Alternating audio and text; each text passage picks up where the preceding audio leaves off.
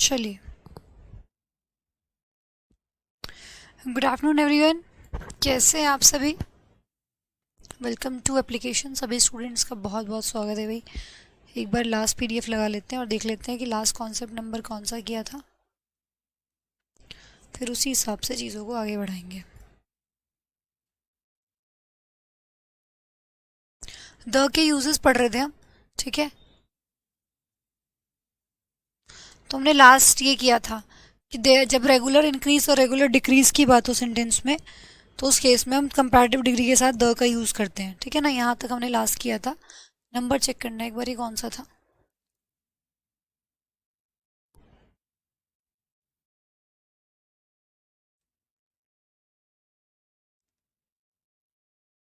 11, है ना। तो 11 कॉन्सेप्ट हमने द को लेके पढ़ लिए थे, द के यूजेस कर रहे थे हम। 11 कर चुके थे, ठीक है। चलो,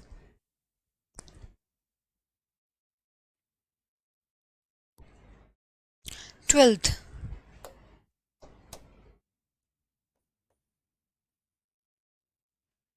12वां यूज देखते हैं द का।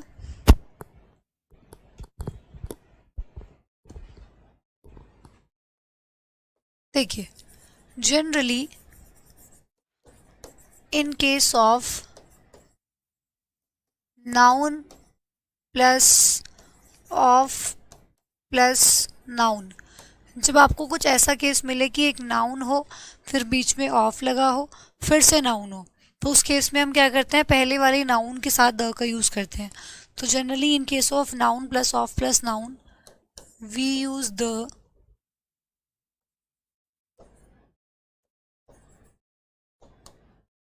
With the first noun.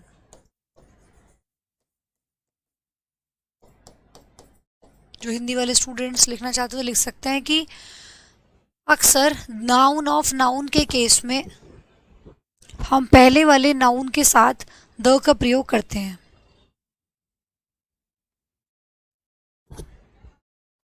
जैसे कि मैंने बोला,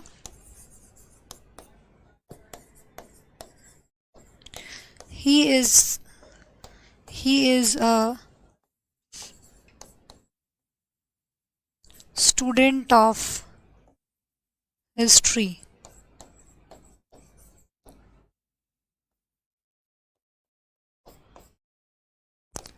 the cost of this product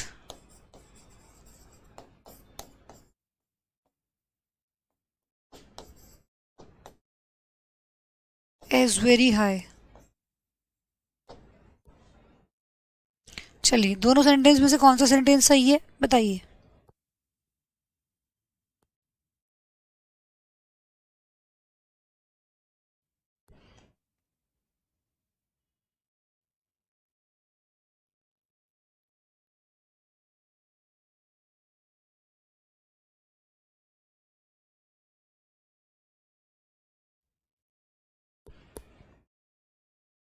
दोनों में से कौन सा सही है?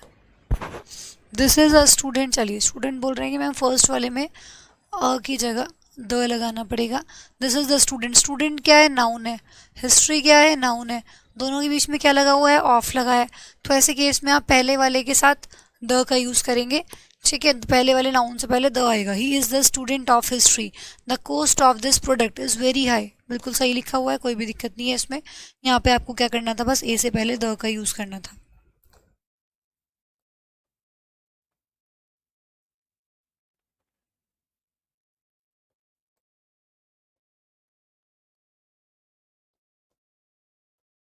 This is a book of that boy. ये किताब है उस लड़के की।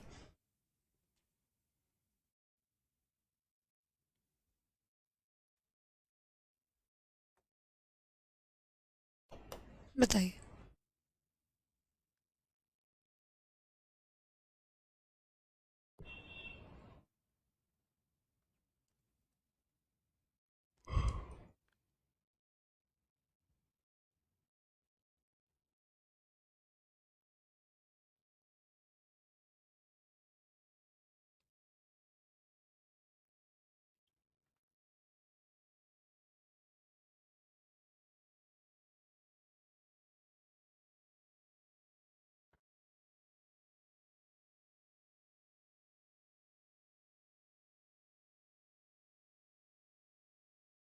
Very nice. यहाँ पे अ की जगह क्या यूज़ करेंगे आप? द का यूज़ करेंगे। This is the book of that boy. ठीक है, तो ये आपका पॉइंट नंबर 12 हो गया। नोट कर लिया?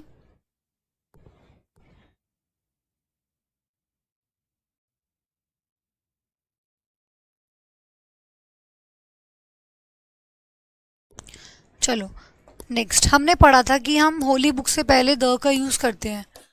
हम होली बुक से पहले द का यूज़ करते हैं, बट आपको ये ध्यान रखना है कि do not use the before Holi book if writer name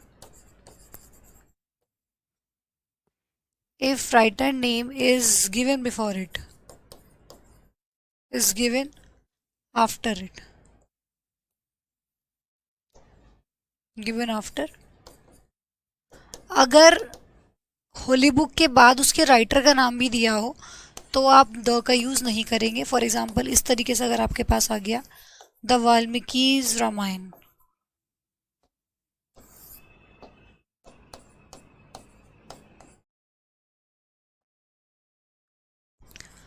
अगर आपके पास ऐसे आ गया द वाल्मीकिज रामायण, मतलब मैंने आपको बताया था कि हम ग्रंथ जो होते हैं गीता हो गया, बाइबल हो गया, कुरान हो गया, जो हमारे ग्रंथ होते हैं, ग्रंथ के साथ हम द का यूज़ करते हैं। ठीक है, होली बुक के साथ। लेकिन अगर उसके साथ उसके राइटर का नाम दिया हो, जैसे वाल्मीकिज रामायण, तो फिर उस केस में आप द का यूज़ नहीं करेंगे। तो यहाँ पे जो आपने ये द लगाया है ये हो जाएगा गलत। ठीक है, तो इसको सही लिखने का तरीका क्या होगा फिर? इसको लिखने का सही तरीका होगा, आप इसको ऐसे लिखिए, द रामायण ऑफ वाल्मीकि। ऐसे आप लिख सकते हैं ऑफ लगा के। देखो नाउन ऑफ नाउन हो गया ना, नाउन रामायण, वाल्मीकि भी नाउन। नाउन ऑफ नाउन से पहले आपने पहले वाले नाउन का द का यूज़ कर लिया, द रामायण ऑफ वाल्मीकि। ठीक है, द वाल्मीकिज रामायण बोलना गलत होगा। तो अगर उसके साथ उसके राइटर का नेम भी दिया है तो उस केस में आप द नहीं लगाएंगे।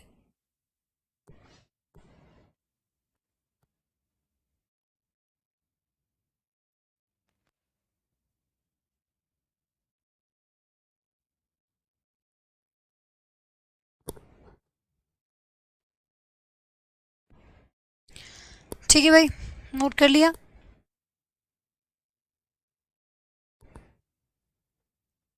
फिर नेक्स्ट देखेंगे।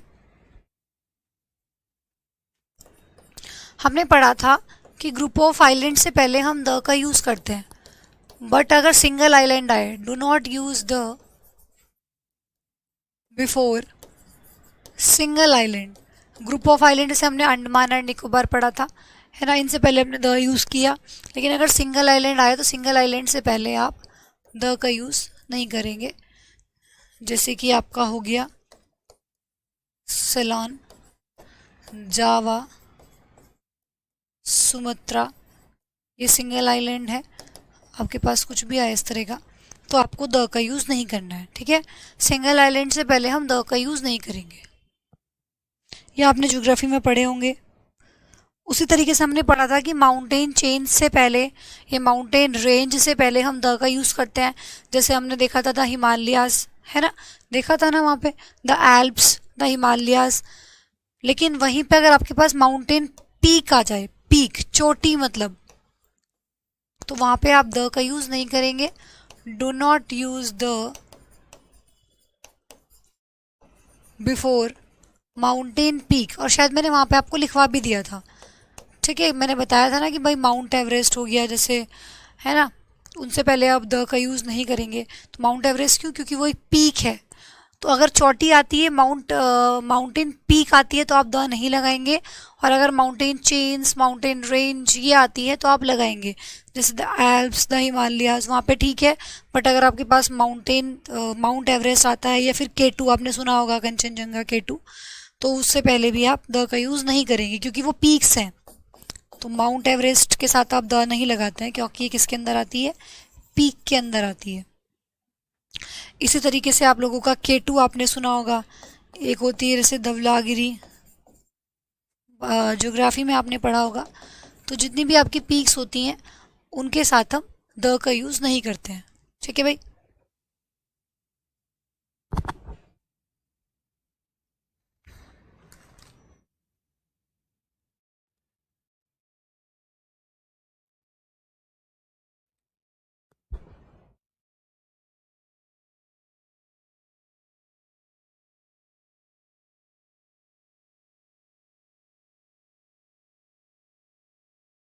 फटाफट से कॉपी करेंगे इसको।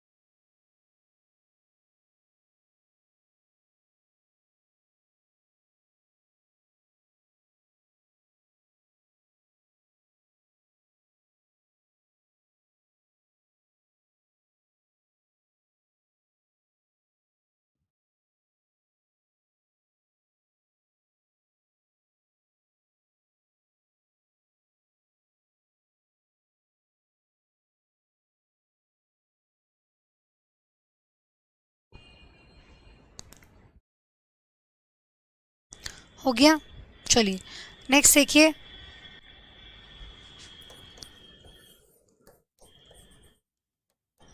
द इज यूज्ड बिफोर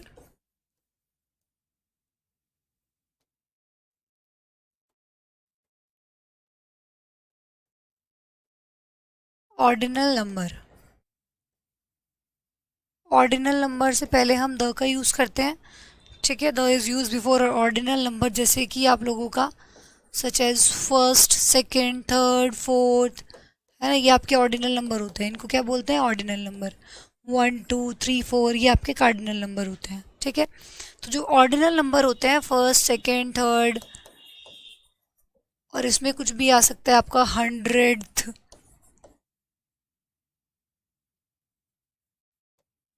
ठीक है, तो ये भी आप लोगों का आ सकता है। इस तरीके से आपके पास कुछ भी आ जाए तो इनके साथ आप द का यूज़ करते हैं।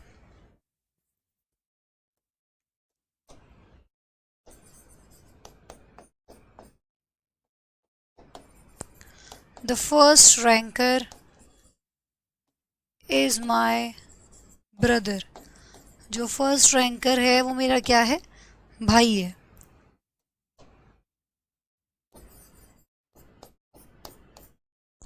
The fifth seat is booked by my sister।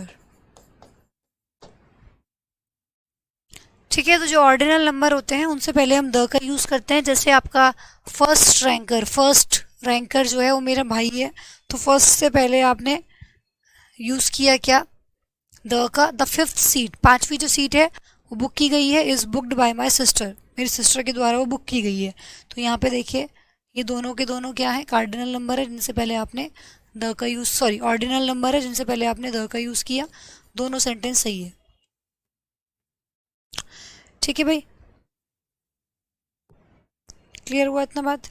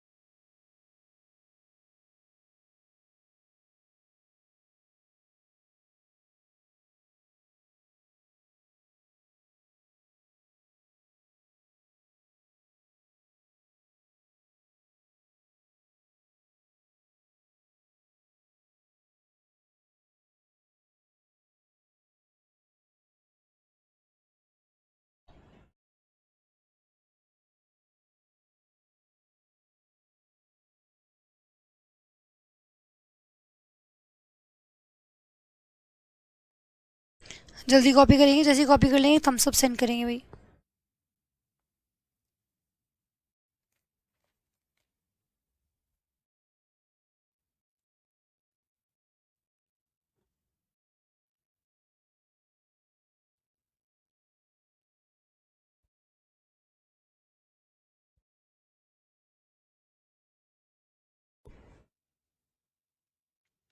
चलो हो गया।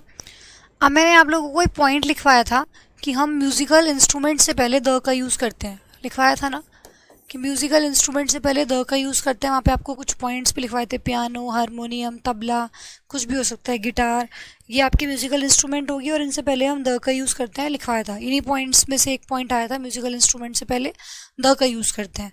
तो यही पॉइंट को थोड़ा सा अब और हमें खुल के पढ़ना है, ठीक है। Use the before musical instrument, use the before musical instrument, but if they are used for their secondary purpose, अभी मैं समझाऊंगी, आप इसको कॉपी कीजिए मेरे साथ साथ अभी। but if they are used for their secondary purpose,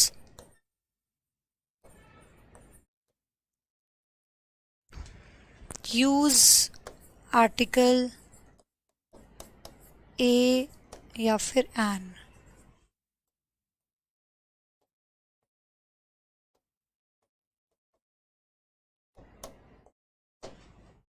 लिखिए फटाफट से, फिर मैं इसको समझाती हूँ कि इस स्टेटमेंट का मतलब क्या है।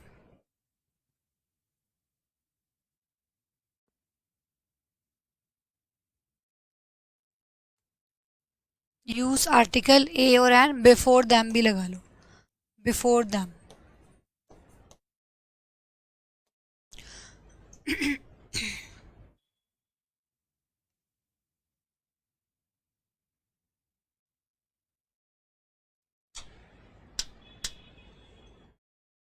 देखो, use the before musical instrument, musical instrument से पहले हम द का यूज़ करते हैं, ठीक है। मैंने आपको पीछे पॉइंट भी लिखवाया था। अगर हम नॉर्मल सेंस में बात कर रहे हैं, फॉर एग्जांपल वो तबला बजा रहा है, वो गिटार बजा रहा है, वो तबला सीख रहा है तो हम इन केसेस में क्या करेंगे, म्यूजिकल इंस्ट्रूमेंट से पहले द का यूज़ करेंगे।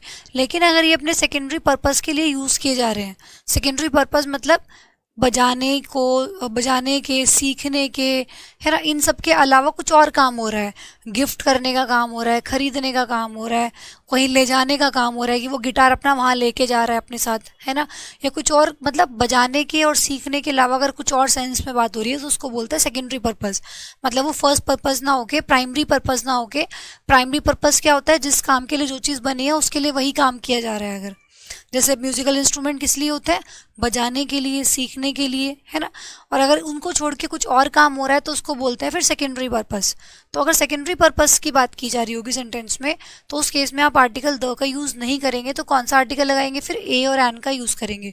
तो यही बोला गया है कि use the before musical instrument but if they are use for their secondary purpose, अगर वो अपने सेकेंडरी पर्पस के लिए यूज़ किए जा रहे हैं तो फिर उनके साथ हम आर्टिकल द ना लगा के क्या यूज़ करेंगे, ए और एन का यूज़ करेंगे।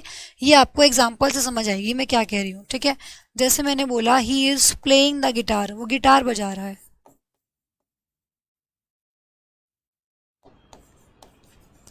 तो यहाँ पे गिटार को बजाने का काम हो रहा है, तो इसका प्राइमरी पर्पस हो गया he is playing the guitar. Sentence बिल्कुल सही है, गिटार से पहले मैंने द का यूज़ कर लिया, ठीक है। फिर मैंने बोला he is trying, he is trying, वो कोशिश कर रहा है, to learn the tabla, tabla सीखने की कोशिश कर रहा है वो, ठीक है। तो यहाँ भी ये प्राइमरी पर्पस हुआ, तबला सीखने की कोशिश की जा रही है, इंस्ट्रूमेंट है उसको सीखने की आप कोशिश कर रहे हो, तो मैंने यहाँ भी तबला से पहले द का यूज़ कर लिया, ठीक है। अब मैंने ऐसे बोल दिया कि ही गिफ्टेड मी, उसने मुझे गिफ्ट किया the piano, he gifted me the piano. तो यहाँ पे क्या ये प्राइमरी पर्पस हुआ, नहीं, ये आपका सेकेंडरी पर्पस हुआ, क्योंकि पियानो का काम तो बजाने से अगर होता, ठीक है, सीखने से अगर होता तो ठीक था, बट गिफ्ट करना तो एक सेकेंडरी पर्पस हो गया। तो सेकेंडरी पर्पस अगर आएगा तो फिर आपको आर्टिकल यहाँ पे ए का, द का यूज़ नहीं करना है, ए या एन का यूज़ करना है। ए और एन का मतलब ये नहीं कि कुछ भी लगा दिया, फिर आप जानते हैं कि कहाँ ये लगता है, कहाँ एन लगता है, साउंड के हिसाब से। पियानो, प की साउंड आ रही है इसलिए यहाँ पे ए लग जाएगा, तो ही गिफ्टेड मी अ पियानो, ऐसे बोलेंगे उसने मुझे एक पियानो गिफ्ट किया, ठीक है, ही गिफ्टेड मी अ पियानो। क्लियर है भाई बात?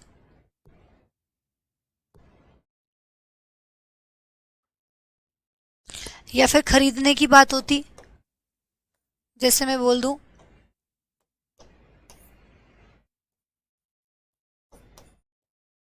He has bought a harmonium, तो यहाँ पे खरीदने की बात है, खरीदना भी क्या हो गया, सेकेंडरी पर्पज होता है, तो इसलिए आपने उससे पहले अ का यूज किया। ठीक है, तो खरीदने की, गिफ्ट करने की, कहीं ले जाने की, तोड़ने की, कुछ भी अगर इस तरह में अलग सेंस में बात होगी तो उस केस में आप क्या करेंगे, ए या एन का यूज करेंगे, अदरवाइज द लगाएंगे। अगर नॉर्मल सेंस में बात हो रही है तो फिर द लगाओगे।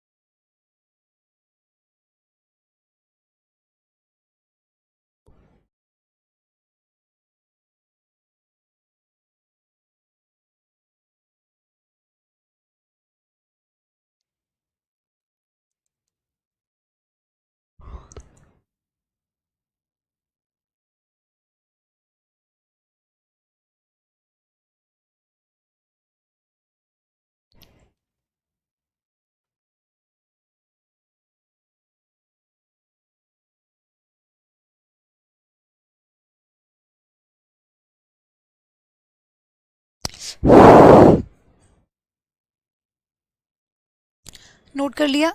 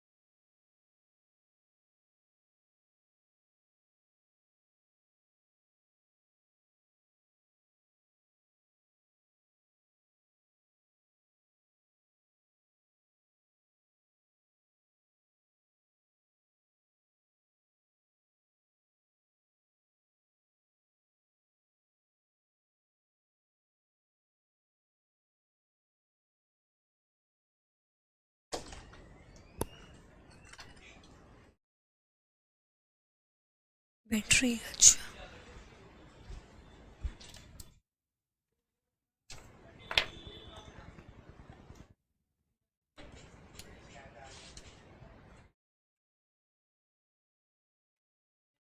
नहीं, ये भी डाउन ही है।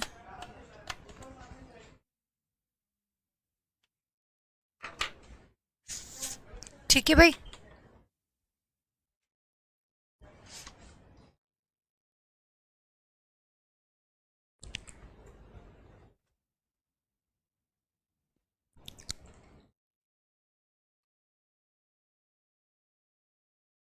चलिए, हो गया। नेक्स्ट की तरफ मूव करते हैं। अब तक हमने पढ़ा क्या, द के यूजेस। ठीक है, अभी तक हमने सारे पढ़े द के यूजेस की, द को कहाँ यूज़ करते हैं, कहाँ नहीं यूज़ करते हैं। ठीक है, सारी बातें द को लेके की हमने, जितनी भी बातें की थी अभी हमने द को लेके की थी। अब हम जो पढ़ेंगे वो पढ़ेंगे यूसेज ऑफ आर्टिकल्स। आर्टिकल्स को कहाँ लगाना है, कहाँ नहीं लगाना है, कहाँ से आर्टिकल हमें लगाने ही नहीं होते हैं, कहाँ आर्टिकल का यूज़ नहीं करना होता है, हटाना होता है। मतलब हम टॉपिक पढ़ेंगे ओमिशन ऑफ आर्टिकल्स। आर्टिकल्स को आपको कहाँ कहाँ नहीं लगाना है। जब हम ओमिटेड आर्टिकल्स की बात करते हैं कि आर्टिकल हमें यहाँ नहीं लगाना है, तो उसको हम जीरो आर्टिकल भी बोलते हैं। ठीक है, तो अब जो हमारा टॉपिक होगा नेक्स्ट, वो क्या होगा, ओमिशन ऑफ आर्टिकल्स, ये आप कह सकते हैं जीरो आर्टिकल। कहाँ पे आएगा, कहाँ पे नहीं आएगा, उसके बारे में हम बात करेंगे। ठीक है। जीरो आर्टिकल का मतलब क्या होता है कि आर्टिकल हटाना है, लगाना ही नहीं है। ना ए लगाना है, ना एन लगाना है, ना द लगाना है, कुछ भी नहीं लगाना है तीनों में से। जीरो आर्टिकल मतलब कोई आर्टिकल नहीं आएगा, ठीक है। तो अब जो हमारा टॉपिक होगा वो होगा क्या, जीरो आर्टिकल मतलब ओमिशन ऑफ आर्टिकल। जैसे इसमें फर्स्ट कॉन्सेप्ट जो आपका आएगा,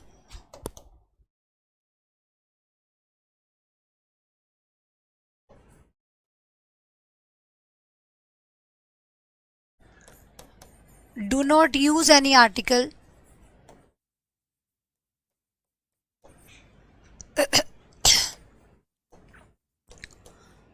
before the name of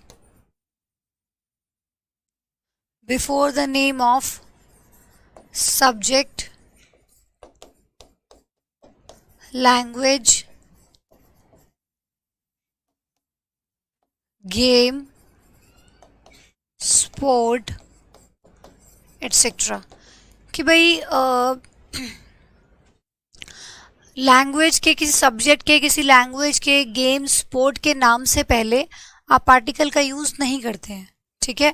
अगर किसी सब्जेक्ट का नाम आए, किसी लैंग्वेज का नाम आए, किसी गेम का नाम आए, किसी स्पोर्ट का नाम आए, तो आप वहाँ पे आर्टिकल का यूज़ नहीं करेंगे। अभी पीछे ही मैंने आप लोगों को एक सेंटेंस लिखवाया था, कुछ इस तरीके से लिखा मैंने, उसको थोड़ा सा मॉडिफाई कर रही हूँ ताकि इसमें से ढूंढ सके आप। He is a student of the history. He is a student of the history.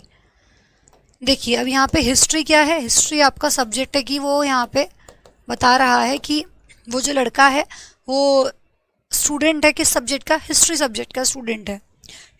He is a student of the history, तो सब्जेक्ट से पहले आप द का यूज़ नहीं करेंगे। और यहाँ पे आपको ये बताया था, पीछे ही बताया अभी, नाउन ऑफ नाउन की कंडीशन है स्टूडेंट फिर ऑफ फिर history, noun plus of plus noun. तो उस वाले में हम पहले वाले केस के साथ द, जनरली द का यूज़ करते हैं, ठीक है। तो he is the student of history, इस तरीके से सेंटेंस सही बनेगा, ठीक है।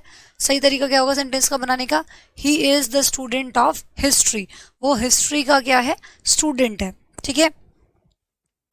इसी तरीके से मैं अगर बोलूँ आपको,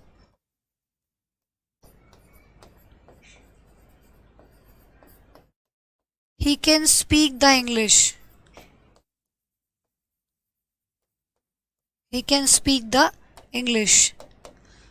अब इंग्लिश यहाँ पे किसकी बात हो रही है कि वो इंग्लिश बोल सकता है, मतलब ये लैंग्वेज की बात है। इंग्लिश यहाँ पे क्या है, लैंग्वेज की तरह से यूज़ हो रही है ना कि वो इंग्लिश बोल सकता है, तो इंग्लिश यहाँ पे क्या है, लैंग्वेज की बात हो रही है कि वो इंग्लिश लैंग्वेज बोल सकता है, ही कैन स्पीक द इंग्लिश। और यहाँ पे लैंग्वेज से पहले हम द का यूज़ नहीं करेंगे।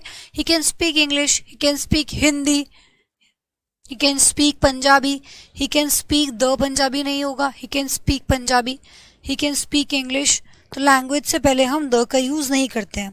लेकिन मैं अगर इसी सेंटेंस को थोड़ा सा मॉडिफाई कर दूँ, ठीक है, पहले आप इसको नोट करो फटाफट, फिर मैं 2 सेंटेंस और लिखती हूँ आगे, जिससे क्लियर होगा।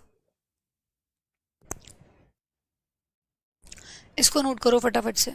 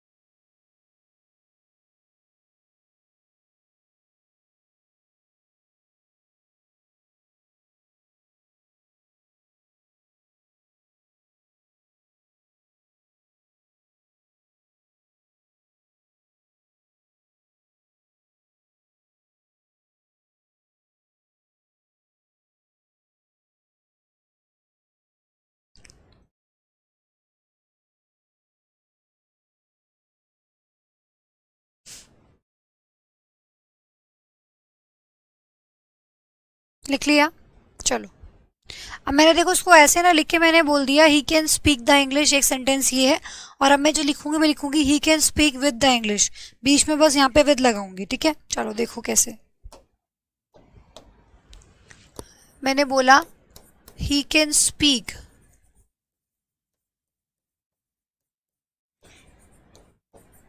ही can speak with the English. दोनों सेंटेंस में क्या डिफरेंस है? यहाँ लिखा हुआ है ही कैन स्पीक द इंग्लिश और यहाँ लिखा हुआ है ही can speak with the English.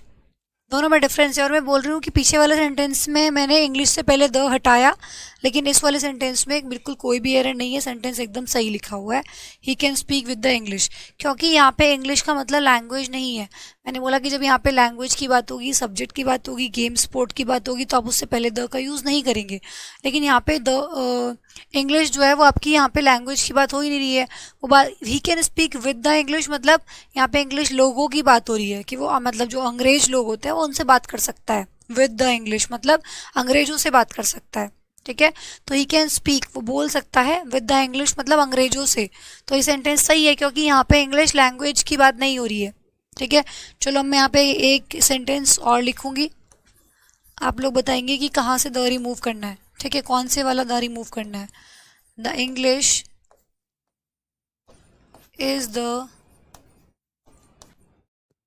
English is the mother tongue of the English. The English is the mother tongue of the English. आपको ये बताना है कि दोनों इंग्लिश से पहले द लगा हुआ है, कौन से वाले इंग्लिश से पहले मुझे द हटाना है। इतनी हिंट मैंने दे दी कि एक से पहले हटेगा। जल्दी बताओ दोनों में से कौन से वाले से पहले हटाना है।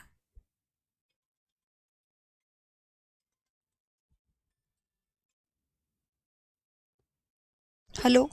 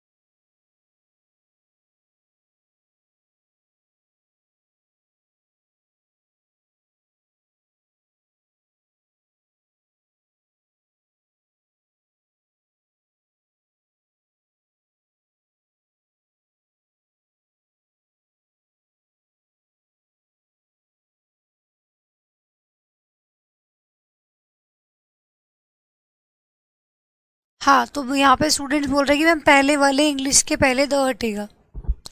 English is the mother tongue of the English, very nice. क्योंकि देखो दो चीज़ें हैं, दोनों ही इंग्लिश है।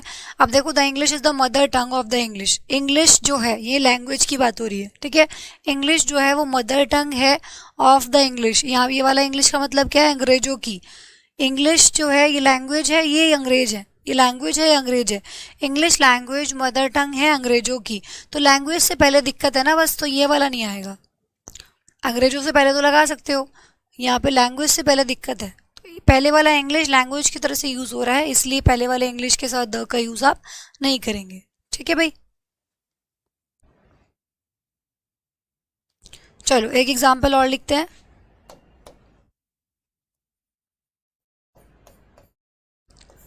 The French wanted to speak the French. चलो बताओ कौन से वाले फ्रेंच से पहले द हटाना है? The French wanted to speak the French.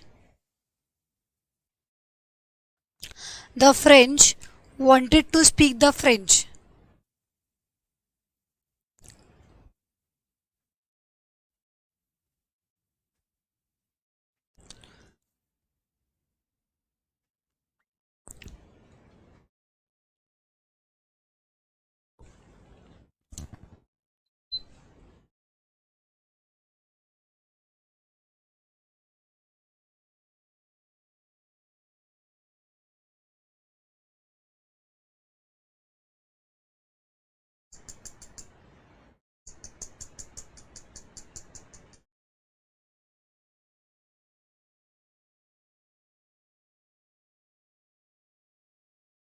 Very nice. ठीक है, तो बाद वाले फ्रेंच के साथ देखो, इसमें पहले वाले के साथ हटाया हमने यहाँ पे, तो ऐसे भी नहीं रट लेना है कि बस पहले वाले के साथ हटेगा, डिपेंड करता है कि सेंटेंस किस तरीके से यूज़ किया जा रहा है। यहाँ पे हमने दूसरे वाले के साथ हटाया क्योंकि कह रहा है द फ्रेंच, यहाँ पे लोगों की बात हो रही है कि फ्रेंच के जो लोग हैं वो बोलना चाहते थे क्या, फ्रेंच लैंग्वेज। ठीक है, जो फ्रेंच के लोग हैं वो फ्रेंच बोलना चाहते थे, तो ये लैंग्वेज है ना, यहाँ पे ये वाली फ्रेंच की बात क्या है, लैंग्वेज से है, तो लैंग्वेज से पहले आप द का यूज़ नहीं करेंगे, तो यहाँ पे हमने बाद वाले फ्रेंच के साथ द हटा दिया। ठीक है, तो आपको सेंटेंस को पढ़ के समझना पड़ेगा कि कहाँ पे लगाना है या कहाँ पे हटाना है। ठीक है, क्लियर है बात? तो चलो आगे का पढ़ेंगे नेक्स्ट क्लास में। 5-10 मिनट का ब्रेक है और नेक्स्ट इवेंट बना हुआ है आर्टिकल 6 में, सभी लोग फटाफट से आ जाएंगे। ठीक है, चलिए।